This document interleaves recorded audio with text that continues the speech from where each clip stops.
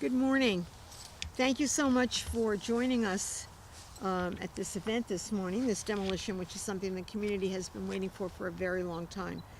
Joining me this morning is Islip Town Councilman Jim O'Connor and our Commissioner of DPW and Parks and Recreation, Tom Owens. Also, we have two residents who are on their way, Annie Wilson and Charlie Jones. On May 12th of 2020, the resolution was passed unanimously at the town board to demolish these properties. And this is something that the community has been asking for because obviously you can see this is a tremendous eyesore. They were deemed unsafe in March, so it took a couple of months, but it was pretty timely. The property was designated originally to be a 9-lot subdivision back on December 12th of 2000. So this is going back over 20 years. The planning board approved Island Woods, the name of the development, on October of 2002, and a couple of months later it was approved by engineering. Then in 2009, the development ceased. The subdivision was halted due to a bankruptcy filed by the property owners. No other developers stepped forward to finish the project. It's been a long road to get to this point, really an arduous process, but we do our best at the town to try to expedite these because it really is such a detriment for the community. It's not only a nuisance visually, bringing property values down, but these structures wind up being hazardous and oftentimes attract illegal activity. You can see that the town did secure the property to try to, make it as safe as possible, but, fences are climbed and, people break in and very often take residency. The entire town board is committed to making sure that all the residents in our town enjoy a good quality of life. We're very sensitive to the safety concerns of our residents, and we'll continue to move forward, house by house if necessary, ridding the town of these tremendous eyesores.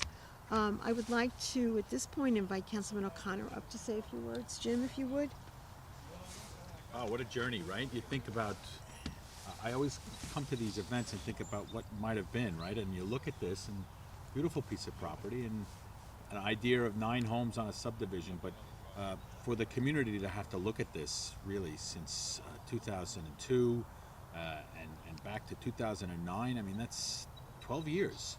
And that's a long time to have to look at this. And we hear it in our council offices, the residents, when they have property like this on their block, we hear about it. And so I think it is the right thing to do.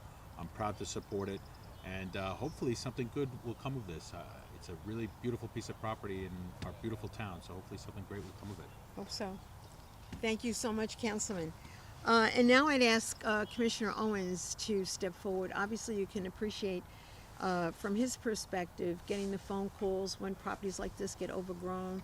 Also public safety comes to the forefront with those kinds of complaints. But if you would, Tom. Sure. Good morning, Supervisor, and hello to the community. It's always a good day for me when I get to do the chore of removing this blight from a community on behalf of the supervisor and the town board. There's many reasons. It hurts property values, and many of us having children know that this is a bad place for people to be, and bad things happen here. So it's a pleasure for me to be able to take it down and assist the supervisor in that effort. Thank you. So thank you so much for coming down. We really appreciate it, and appreciate the patience of the community in understanding that it sometimes is a long process, but we're focused on doing what we can and always protecting the interests of our residents here in the wonderful town of Islip. Thank you so much.